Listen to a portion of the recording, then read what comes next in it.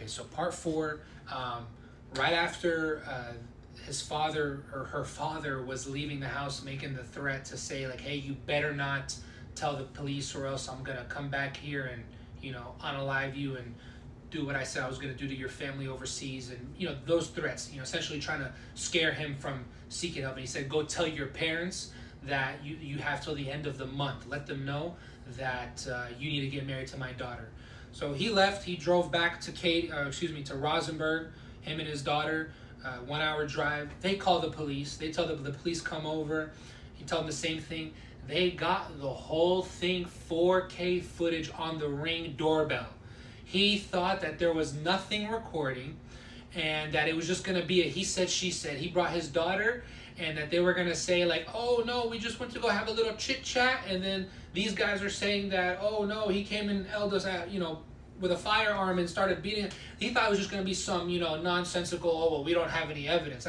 This is how barbaric he thought the system was, right? Very, you know, uneducated on how the criminal justice system works. So he basically, the police arrive at his house, and they already have like the Rosenberg Police Department, like, you know, detain him until the sheriff's county for Harris County Sheriff's Office go there to arrest him and question him and detain him.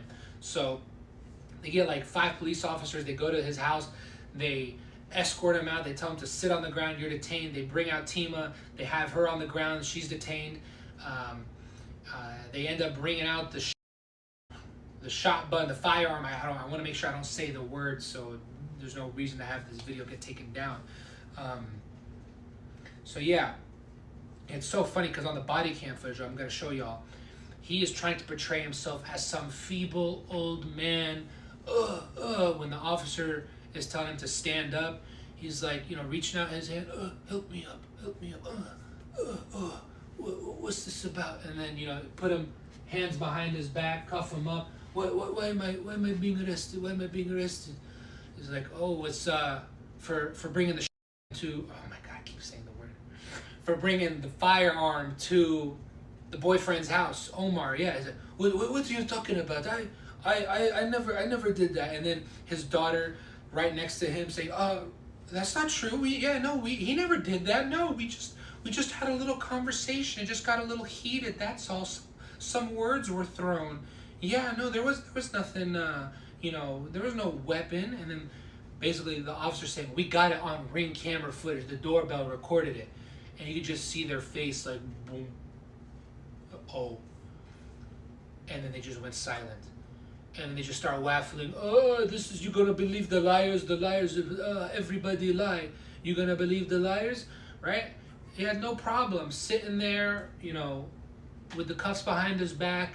No big deal. The second they start walking his bowling ball, beer belly butt straight to the police squad car, right? I am schizophrenia. I take medication. I'm old man. I cannot walk. I'm weak. I can't fight anybody. I have heart pain, chest pain. I can't breathe. I'm claustrophobic. People accuse me, make my stress worse. Just, you know, typical waffling. You know, it's making it seem like, you know, he's not gonna go to jail if he has some medical episode. They close the door on him, right? They go, you know, gather information, telling him, yo, your dad's going to jail. Here's where you can come to bail him out, blah, blah, blah, right? And then they want to make sure you get away from the cable. Don't eat that.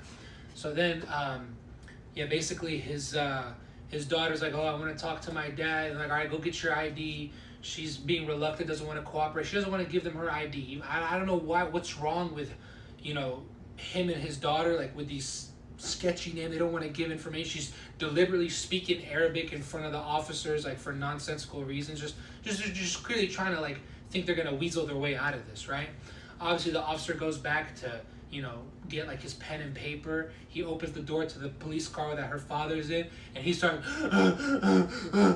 call EMS. I'm having a panic attack. He just starts faking some, you know, cardiac arrest, thinking that's going to prevent him from going to jail. They end up bringing the whole EMS down to his neighborhood, making a whole scene. He's like trying to, make it seem like he's passed out. The EMS nurse ladies, they're all there, and they're like trying to talk to him. Sir, you need to breathe. And he's just sitting there acting like a dog, just looking so pathetic, right? They're trying to drag him out the car to put him on a gurney. He's like, call Dr. Ronald. It's like 3 a.m. at night. Call Dr. Ronald. Get my medication. Get advanced medical unit. Please take me. And the officers, they're all there like, bro, you're still going to go to jail. Like, we're going to take you to the hospital. They're going to discharge you within 30 minutes. And then we're going to take you straight back to the freaking jail, county jail. So you're going to go to jail tonight. Don't worry about it. So, yeah, they end up taking his butt. They go there. They go to the hospital. They escort him out all quietly. He's making the walk of shame. He goes back to the police car, and then his brother and his daughter are there, like, following the police car from the house to the hospital, now the hospital to the jail, just so they could bail him out and essentially wait for their trial. Now, when I look at the case, he originally, got a public defender saying he's broke, he's got no money, he's, unemployed or whatever, and he's on disability, and I could see all these motions that he's filing in that court case. Let me see how much time I got on this right here. 6 minutes, okay. So he's filing all these in his criminal case, basically trying to say, look, I'm broke, I have no money, give me a public defender. He gets a public defender. He ends up getting like a $70,000 bail, right? He gets bailed out, so it's like $30,000 and $50,000, it's like combined $70,000. And then when he realized that this public defender, right, you would assume someone aggravated assault with a deadly weapon for making terroristic threats with a firearm, and then burglary, you'd think that's like minimum 10 years, 8 years, something like that. So he ends up hiring a real lawyer. He ends up getting rid of his public defender, hires a real lawyer, and then somehow gets 5 years probation, right? I don't know, that's absurd to me. I'd be pissed off if that was me. If I was the victim and the freaking perpetrator gets 5 years, is on probation until 2029, right?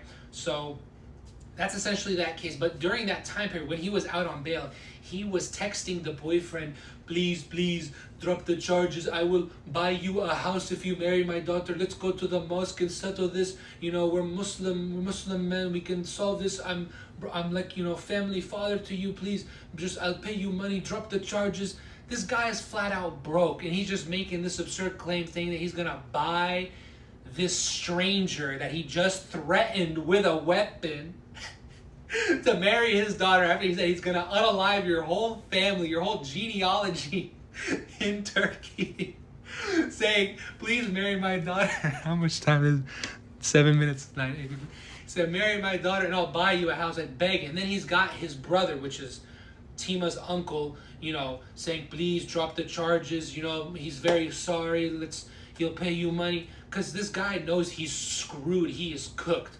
So he basically had to fight for his life to get those 5 years. He must have paid that lawyer minimum $20,000, okay?